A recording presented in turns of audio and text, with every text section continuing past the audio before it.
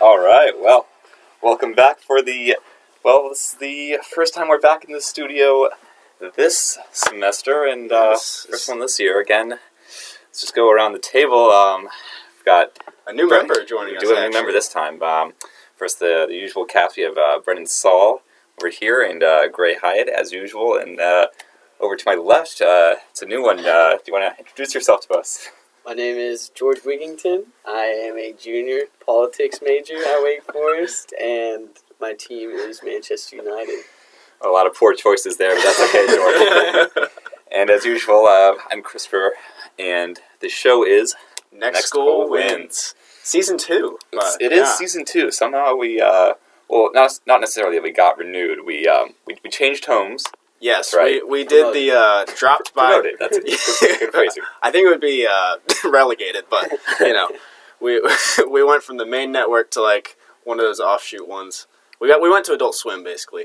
It's We were deemed too dangerous for Wake Radio. Yeah. So we're too hot for the radio. Exactly.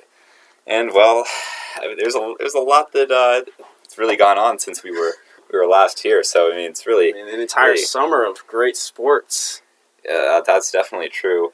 We saw there was Copa America, there was the FIFA Women's World Cup. There was all those golf tournaments that Brooks Koepka won. God. Oh, man. There's other sports than soccer, Christopher. Well, that's something that we should be telling you. Our listeners will be familiar with Gray's affinity for just soccer and the occasional flair of golf. So in addition to that, we've also got a little bit of an NBA preview that's coming up as well. The MLB heading into the final week. All the playoff scenarios look pretty set. But to begin with that, I think we can just go around, sort of explain or tell a little bit about the highlight of the summer, at least. Anyone has a hot take about what they had in our meantime? The sports highlight? Yeah. Yeah, so I worked for a soccer club actually this summer called Austin FC. So 2021, I'm going to start watching the MLS finally because Austin will not have a team. Nice. North Carolina still doesn't have a team somehow. If I'm not now Texas has mistaken, they're in the same expansion class as Miami, correct? Exactly, yeah. So 3 new teams are going to be coming to the MLS, and then they're going to be doing this thing called, I think it's called an expansion draft, where every team that's already there gets to reserve 11 players. And every other team from all those clubs goes into a pool to be redrafted. So it should be interesting. Should get to see some. Which players should we look out for the expansion draft for Austin FC? Austin FC, I mean, the rumored first signing is Chicharito. So really? That could be exciting, yeah. But didn't he just sign for a new club this did, summer? But I think it was only like a 1 or 2 year contract. Gotcha. And I've heard rumors that he's looking to go to MLS, either LA Galaxy or Austin. So it'd be a good move. Pretty exciting. Yeah. Family's excited about that one. See. All right, Brennan, what happened this summer? This summer I was paying a lot of attention to baseball, unfortunately. As a Cubs fan, As a Cubs fan, just eliminated from the playoffs, so that's the sad. Or we didn't make the playoffs, we weren't eliminated from them, we just didn't make it. So there might be some changes in the management this offseason, and we'll probably talk about that a bit more during this show. For sure, as a fellow Chicago native, I feel that for you. Yeah, you're a huge Cubs fan, right, straight from the city, born and raised. Oh yeah. That's my allegiance. Well, this summer is a split between golf and soccer, which is pretty typical for me. I mean, that's about right. You know. Golf went pretty well. Built a golf course in my backyard, which Christopher actually holds a pretty significant record on that, having a double eagle on the 9th hole. Pretty impressive stuff, I might add. Yeah. Some might call it an albatross, is what a double eagle is known as. Double eagle, albatross, there's many names for it. Triple birdie if you're feeling really spicy. I call it a normal day at the range. Hey, where are you actually posting that ball? Is that hung up in your room, or where is that? If you walk into my room, actually, it's pretty centered. Like, there's my desk, and it's kind of displayed right on top of it, actually. Oh, really? In a case? We're working on getting a case, actually. I'll think about that. That's my next project. Your trophy's still in the mail. It's coming soon. He's going to get one of those ones where you put the ball in the center of the trophy, and it looks pretty cool. But I do need to remind the audience that Brennan actually won the match where Christopher hit that shot. Christopher made a comeback, capped off with a double eagle on the last, only to screw it over in the playoff. So You know. To see that. You do. You really do. Other than golf, in the soccer, I was loaned back out to Craft City FC for the summer for the YMCA. The top division actually got dissolved, so we were in the still in the top division, I guess, but it was the B division. You know, A division just ceased to exist. We did lose, unfortunately. We couldn't hold back-to-back championships. We got to the playoffs, and then Baz got sent off in the first 5 minutes because he said, "Fuck me" under his breath to the ref. And That's the ref why we're not on Wake Radio anymore. Ref decided to send him off for that. So, yeah, after that, it was just a hard fight. It's hard to, being one man down when it's 11v10 is manageable. But when it's 7-on-7 and you're 6v7, it's just not a fun time. No, we experienced a bit of that last semester. We did, correct, in our outdoor season. Yeah, no fun there. No, but yeah, we're looking to get back to winning ways. We've been doing some recruiting for the team, so we're looking pretty good. Who are new recruits for this upcoming season? New recruits? All I'm saying is the big unveilings are going to happen soon. I don't want to confirm any deals that aren't done yet. All right, fair. Grant will be returning as keeper. We've got that set up. That's for sure. We did settle that one pretty quickly. That was a good move. Yes. For a cheap fee, too. And I think our starting center defensive mid will be back, too. Porquito. I'm there. I'm in. Good. That is recorded. We have that on record. He signed the contract he did before he sign came in. So, his mistake. He didn't read it, or have Jeff read it. So, nice. Well, all right. What about you, Chris? How was your summer? Yeah. Last summer. Oh man. Like Ray, I spent some time out on loan with with Kunming FC playing against the Yunnan province's finest of the adult division. A lot of quality players, a good class. A good couple matches. Now, I do believe the fascinating statistics coming out of there is that at 5'9", you were the tallest player in the league by over 5 inches. Is that correct? That's correct, with the exception of one of my teammates. I believe he was from one of the Middle Eastern countries. His name was Striker. What position did you play? Striker, shockingly. Wow. I'm just going to take a wild guess here that he liked to ball hog on finishing chances. He did, but unlike one of your favorite teammates from Copenhagen, he actually finished a few of them. It was pretty impressive, I'll be honest. But yeah. So I played a few matches there. Went all right. They didn't want a permanent deal, but that's okay. So I came back. Yeah, I mean we're still. So how does that process work? Where you're on loan from OKF to Wake, and then the contract wasn't approved, so you couldn't play for the Wake team. Correct. You had to play IMs. But then how does that happen? Where you go to Kunming FC? Kunming. Kunming, yeah. Same thing. There's no Kunming. But yeah, so it's a super complicated legal and business process. So OKF, they have the contract, but I wasn't getting the playing time that I wanted. So I wanted out. I wanted on loan. So I came back here. NCAA rules. Once you play pro, you can't play collegiate. So I was kind of screwed in that one. I had to spend a lot of time with my family, so I couldn't play club soccer. Yeah. The time commitments, right? I have kids. I couldn't do that. Well, I thought you just had the kids Thursday, but every other Thursday. That's still a little bit much for me. Yeah. It's hard to keep track of. 7 kids at a time. It's just brutal. Speaking of collegiate soccer, does anyone know about the Wake versus Duke soccer game last night? That was women's, right? And I know the Wake team's been doing really well this year as far as. Are they still undefeated? I've heard they're #1 ranking still. No, I thought the Wake team lost. Are you talking about women's or men's? I'm talking about men's. Oh, men's plays on Saturday. Okay. Yesterday was Duke women's against Wake women. How did that one go? Oh, I do not know. We're very well informed here on Next Goal Wins. With all the sports, and we follow Title IX as strictly as we can. With regards to Wake Forest soccer, they were #1 until this week because they lost to James Madison on the road. Yeah. They did pick up a quality win, against Syracuse.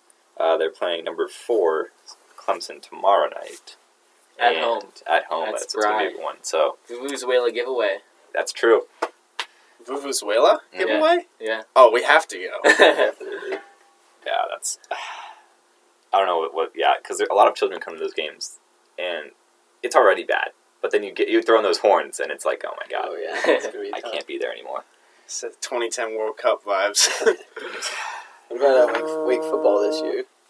Oh man, yeah. Been very impressive. Number 26, actually. 26, if we win right. if we win this week against Boston College, We should be ranked. We will be ranked. We will be. 100%, Yes. Good. So that's exciting. Yeah, 4-0. I've been pretty impressed by our wide receiver crew. I think we have one of the tallest groups of wide receivers in the all over NCAA. 6 foot. Like, all over 6. I think way over 6 foot. Like we have a. There's one guy who is 6 foot, I believe, from the graphic that ESPN put up. But I think it was 6 foot, 6'2", 6'3", 6'4", 6'5". I want to say it's quite it's quite ridiculous.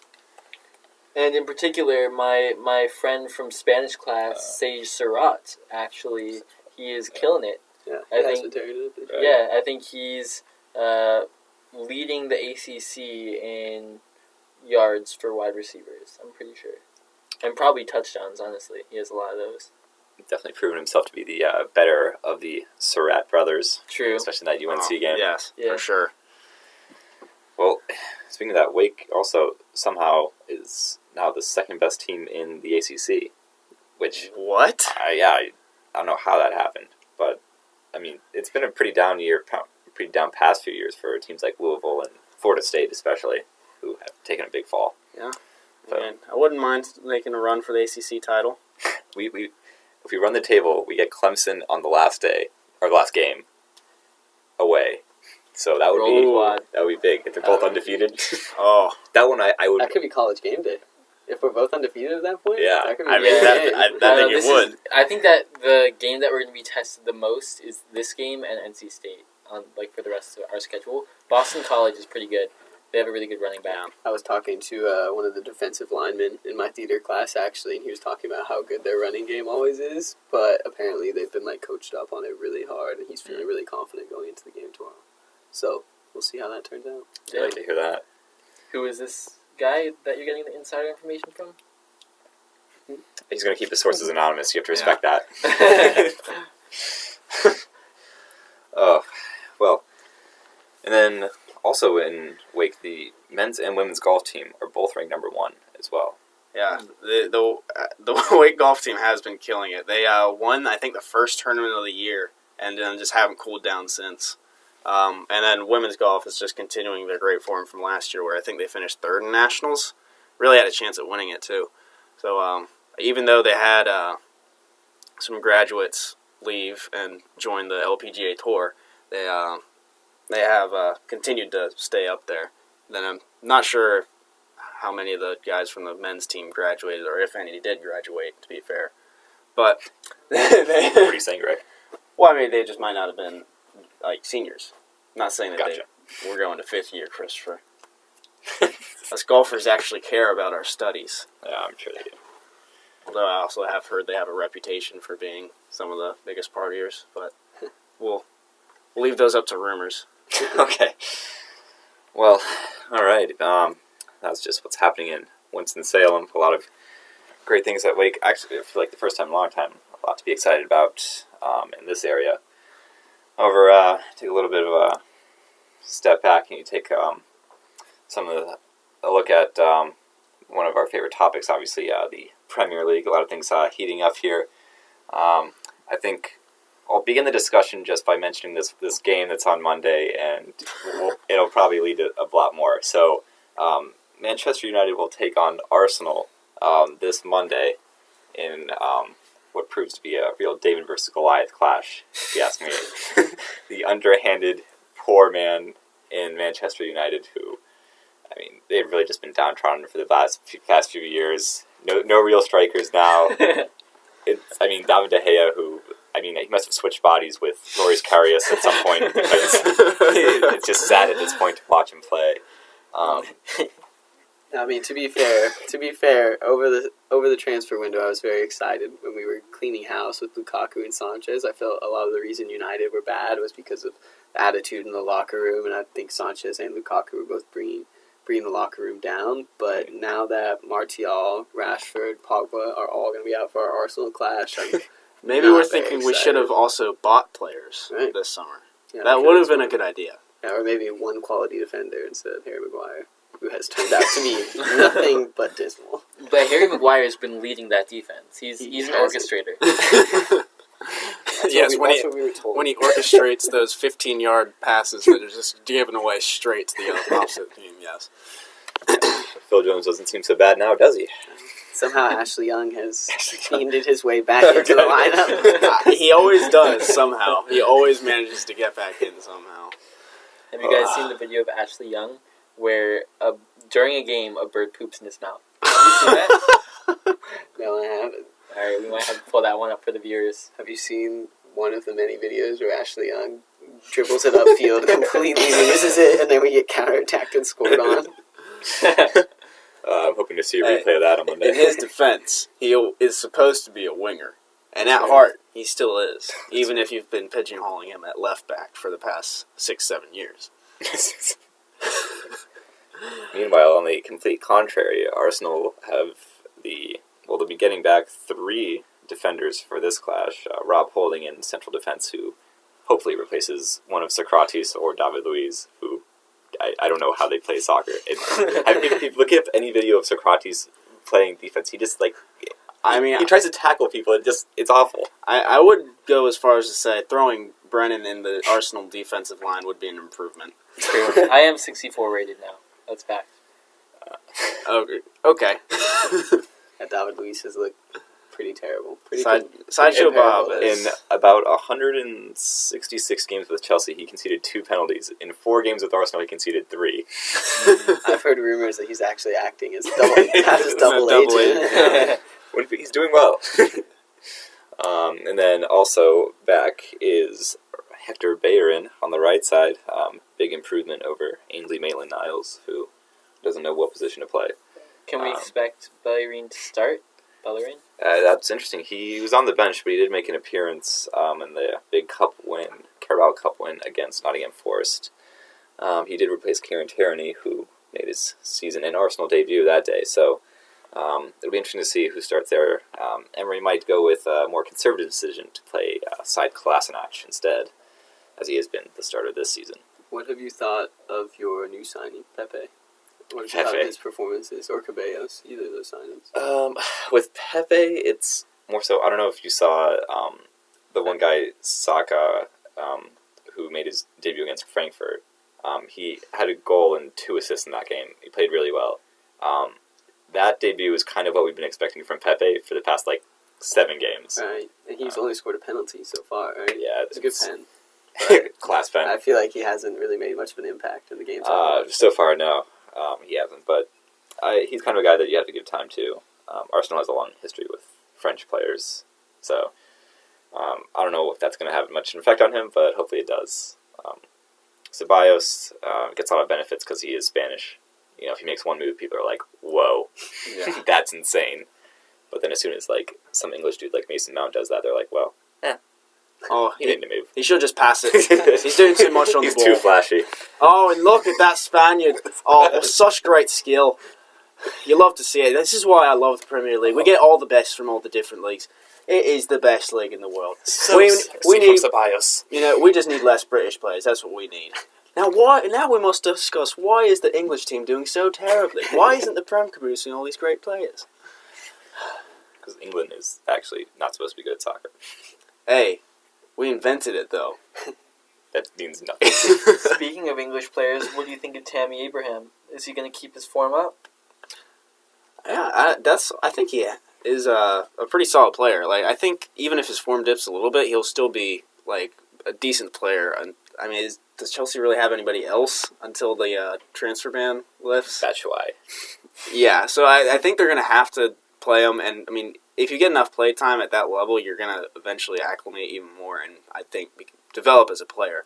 So I mean, I think he'll definitely be he won't be a half season wonder he might be threatening to be right now. But I've been hearing some pundits comparing him to the likes of Didier Drogba because he has more goals in his first 4 games than Drogba did because of his, 4? I think 4, or at least a hat-trick. He scored 1 hat-trick. Yeah, a hat-trick and an own goal. Hat-trick. So I mean, technically he did score 4 in the game. It was just one was for the wrong team. But the comparison to Drogba is not quite the best, but Is Drogba still playing? maybe in like the Chinese league. No, he He was left. playing for the second tier. That's of the right. MLS He was in for the a while. USL. Oh, yeah. He He would was in the occasionally second score. tier? Yeah, second tier. He was in the USL for like 3 years and would just Right. score bangers from free Right, he would kicks. score like around then. corner kick goals. Do you think that when players like Drogba come to the MLS and play in second tier, just in general, like someone like Ronaldinho, who like carried out his career way farther than he was actually like a prime player, does that ruin their legacy or no? I don't think so. I mean, you still remember them as legends, don't you? Yeah, but I mean, you don't. Seeing them play at a poor level makes you.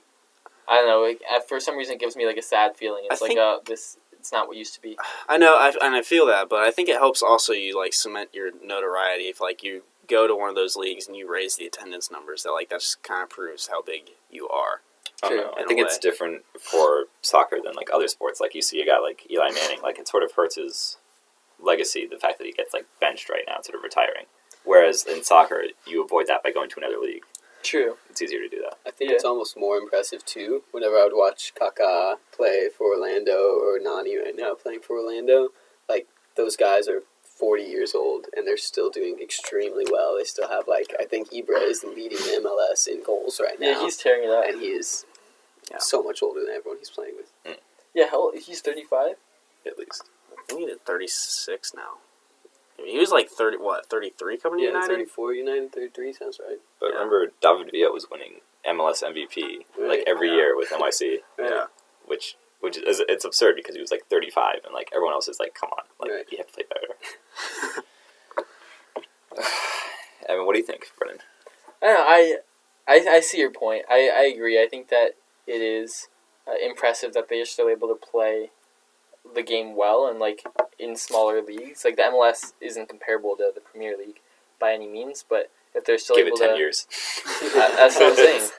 If they're still able to come and establish themselves as some of the best players, I think that's super impressive. But do you think that if more players having older Premier League players or players just from some of the top divisions come to the MLS, do you think that that's going to start to make the MLS like the talent pool a lot better? Yeah, I don't know, because when they bring in these old players, they're paying them like absurd wages. Yeah. And I think it is like a drain on who else they can actually bring into the team. I mean, you see Atlanta United's not bringing in any like meme players, I guess, like just to get attendance sales up, because I mean they're already like at 80,000 attendance a game. It's ridiculous. Yeah.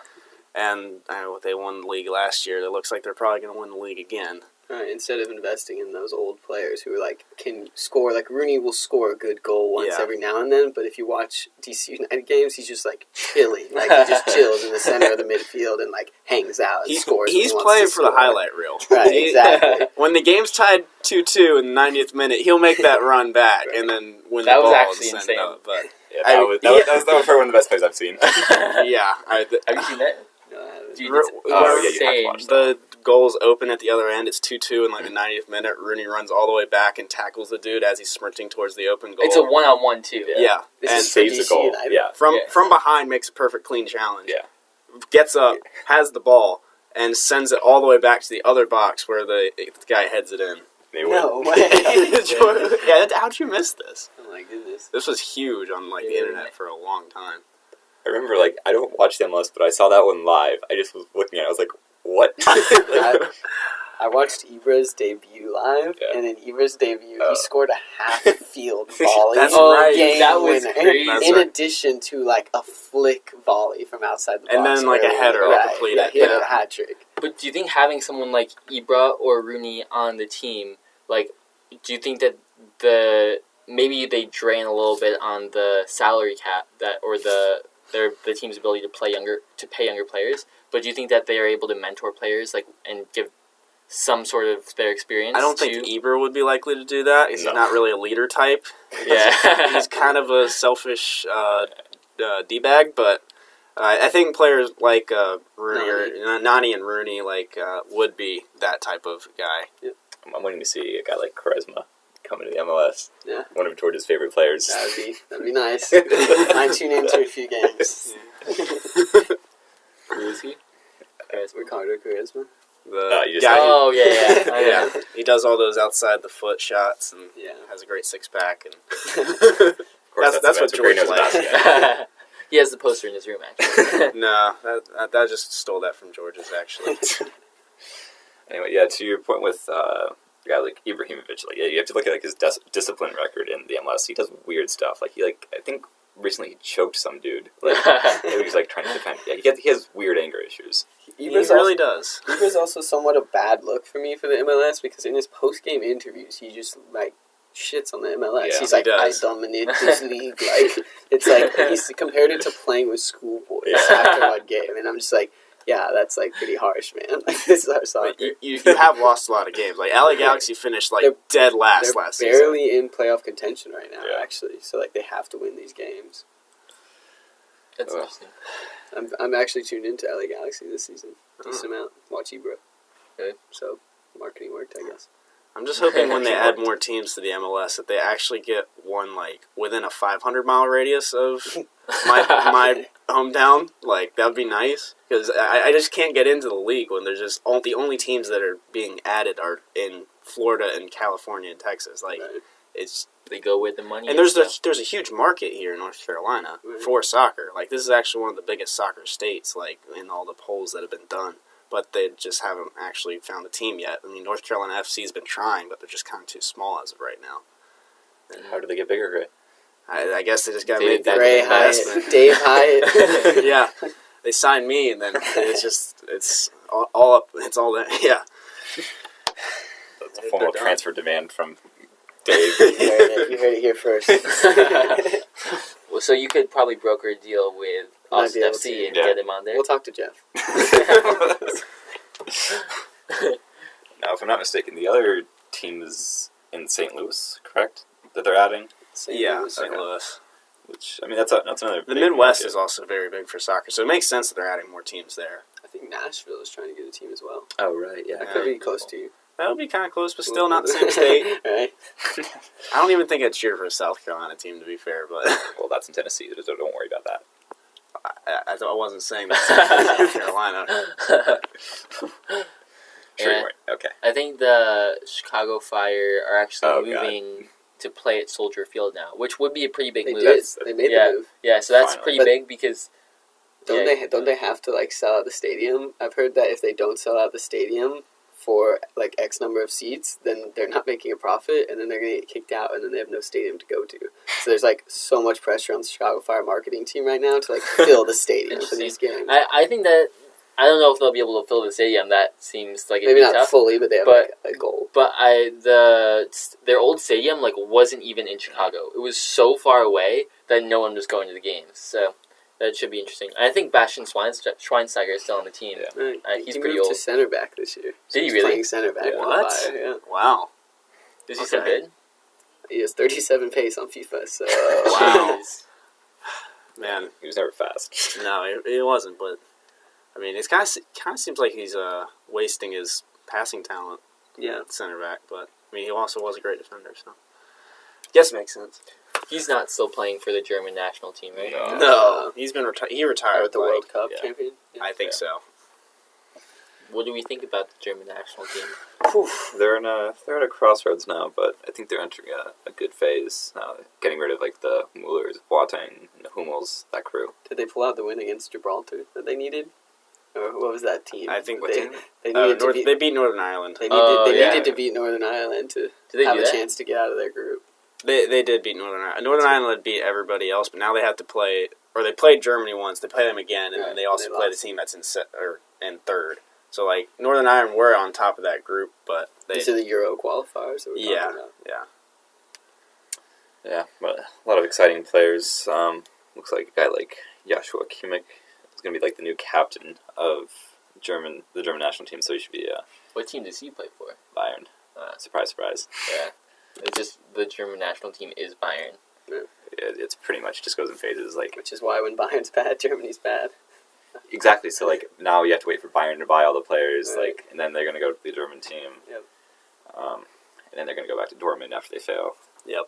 Netherlands national team's on the come up. Yes, true. they hit the high, almost hit the highest of the high a few times in the World Cups and Euros, and then hit the lowest of the low of not qualifying. Now they're sneaking back up, and I think they'll definitely be in the next Euros. But and actually probably be contending for the title. Yeah. So. I don't know, but how's the Danish national team looking? Yeah, so I was just about to suggest that the Danish team. Yeah, to be fair, I think they're doing pretty well in their group. I want to say they're in second or maybe just out on goal difference right now, but they do have a few more games. Like they have to play Switzerland and then Ireland again. Mm-hmm. They have their easy games coming up against those micro states as well. Yeah. So micro states. Let's not get political here, Greg. They pulled out a big. Not everyone can be England. They pulled out a big tie actually against the Swiss. In stoppage time. Early on, they were down 3-0 in the 85th minute, scored in the 86th, in the 90th, and the 95th, and brought it to 3-3. Yeah. You remember that? That was over the summer. It was crazy. Wild time. Yeah. So I think if they pick out those easy wins and then maybe one away win as well that at one of the bigger teams, then they'll win the group. And even if they fail in this, I'm pretty sure they won their Nations League group, which means they'll be in a qualifying match anyways. So that is the nice little kicker about the Nations League, is that you we'll have some of those micro states that might actually be able to qualify too, because they won their D division group. Yeah, you get put into qualifiers. Speaking of Denmark, Chris, care to share the info about the Danish Cup? Right, yeah.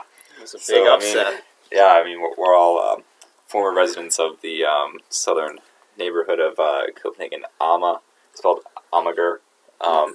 Anyway, the second division team, Fremad Ama, recently... Whose slogan is, no bullshit. Right, they didn't show any of that last night when they took on FC Midtjylland, top of the table in the Danish Superliga last night. In addition to cup holders, Midtjylland. Yes. It was at Fremad Ama, if you recall. It was the stadium that we just happened to walk into right on through. And after the game ended. Yeah, no one did anything. Security just said hi. But it was crazy seeing that in a different atmosphere because it was completely full last night when they played that game. Finished 1-0 in favor of the second tier side, which was it was crazy. It was a good finish, to be honest. Could have been us if we had gotten the call up. I know. Well, we didn't stay in Copenhagen long enough. That's true, unfortunately. But it was the magic of the cup. I only share that because it's bizarre the fact that was actually televised. I don't know who was watching it besides me, because it was on at 1 p.m. If you're watching that in the U.S., you might have problems. Yeah. We know you do, Chris. I do, right. But it was exciting nonetheless. Always good to see the Davids take on the Goliaths. Right, and we'll see that again when United come to the Emirates. So that's a prediction for Manchester United getting the win from Christopher. Okay. Well, you inferred something very poorly. But no, you compared us to being the David team and David versus Goliath, and you said that David will probably end up getting the win. Okay, well, you literally just... the second part I did not say at all, by the way. Oh, we have this on tape, Christopher. You're wrong. Oh, got you this time. No. So, firm prediction from Christopher. George, what do you think will happen in the Man United-Arsenal game? My prediction is a swift 3-0 beating of United by Arsenal. I have no faith in my team. We look horrible this season, and we will not show up on Monday. Yeah, I think I'm going to go similar to George. I think Arsenal's going to be taking this one 2-1. 2-1. Yeah. I'm thinking a classic United second half 1-0 victory. Okay, sure. Ooh, riveting. Excited for that one. I'm predicting goal from Aubameyang, goal from Lingard, and goal from... Greenwood. No, Pepe. Oh, Pepe gets it. Pepe gets the winner. Ooh. And wins the hearts of the Emirates. With a brilliant 90th minute penalty. Thanks to VAR. Thanks to Maguire missing the header. He tries to head it and heads it directly down onto his own arm. I heard that Mourinho was commenting on a game the other day, and United was warming up, and Mourinho was talking about that apparently Lindelof is not very good in the air, and Mourinho made a joke about it, and simultaneously as that happened, you can see in the background Lindelof run up and jump and completely misjudge like a goal kick. What is Mourinho doing now? Just He's a pundit. Yeah. Now he can talk all the crap he wants without having to actually show up. So I've heard rumors that he's going job. to replace Zidane at Real Madrid. Yeah. If Zidane can't pull off a win in the next couple of weeks. They're playing Atletico. Could be interesting. aren't Real Madrid doing all right in the league? Not really. They're doing poor this season. And when they're pulling out points, it's like they're losing to Valencia, and then they come back and score. Yeah. Why is Gareth Bale still on Real Madrid? He actually got left out of the traveling squad for this weekend's game. So Really? that's some tea. But I feel like he's such a waste of talent there. He literally won 2 of their first 3 games for Real Madrid with stoppage time winners. Yeah. That's why he's still in the squad. Okay, so he's pretty content because he got 2 goals in a Champions League final and won with them. And then he's also just getting paid massive money. And he said that he doesn't really care if he sits on the bench because he can go play golf. Those are his words. He's just trying to get really good at golf right now while also getting paid for sitting on the bench, and just coming on and winning games. So Gareth Bale is living. Does he still have crazy pace, or is? He's still super fast. I think he's still in his prime. He's 25, right? 27. He's 25. No, No, I think it's 28, 29 maybe. Maybe 30. He was 20 in 2012 when he came through for Tottenham. So I'm guessing he's 27, late 20s. All right, final guesses. 27. 28. 28. He's 30. What? Dang. Bale's getting old. So, yeah, I mean, he is, at his prime then if he's at 30. How old is Ronaldo on though? down Ronaldo and Messi. Well, They're 33. Ronaldo still hasn't hit his prime. Ronaldo hasn't even begun to peak, by the way. Yeah. This man is going to be 50 years old and destroying the French league. That's his next challenge. That's his next No, challenge. I say he goes back to the Premier League. He's conquered the Prem. He's conquered Spain. He's conquering Italy. Is he conquering Italy? Is he playing well? Maybe I doubt he'll go to Germany. No. Doesn't seem like I think his he goes place. to the MLS. Yeah, Miami. Yeah, Miami will. or LA. He'll Yeah, just but he's live too good for the MLS. Right He now, is, but yeah. so was Beckham when he played for the Galaxy. Yeah. That was Beckham shocked the world when he moved to the Ronaldo's Galaxy. definitely going to the Galaxy. That was really big for the MLS. Yeah. And that was Beckham somewhat in his prime, right? We had It kinda Beckham for was. 3 or 4 good years. Yeah. Well, I think it was 32 and after. Mhm. It was Not bad. That was nice little preview into Ronaldo and Messi's next challenge. Our next challenge is to actually get this thing uploaded. actually to get this uploaded and provide you with the content you deserve. And with that, I mean, it was I think it was a very, very, very intriguing conversation, at least for the first podcast now. It's a little bit short for this first episode, but we'll get it to the full hour next time. And always great to have a 4th member. I think valuable addition. Really created some cohesion. It does. And added something to it. You're going to make me cry. We appreciate you, George. Exactly. And, well, with that, again, for the last time today, but the first time this year, again, in the studio, it's Brennan Saul, Gray Height, first time George Wigington, and Christopher Magura. And the show is, again, Next Goal Wins. The Twitter is what, Gray? Oh, God. Let's see if I remember this. At Next Goal Wins _ WF? Yes. Yeah. That's it. Or is it WF underscore? No, It's at Next Goal Wins _ WF. There it is. This is my thing, Christopher. Don't you argue. Well, it didn't seem like it was, because I never got any updates over the summer. There was a few. Hit that like button, smash that subscribe.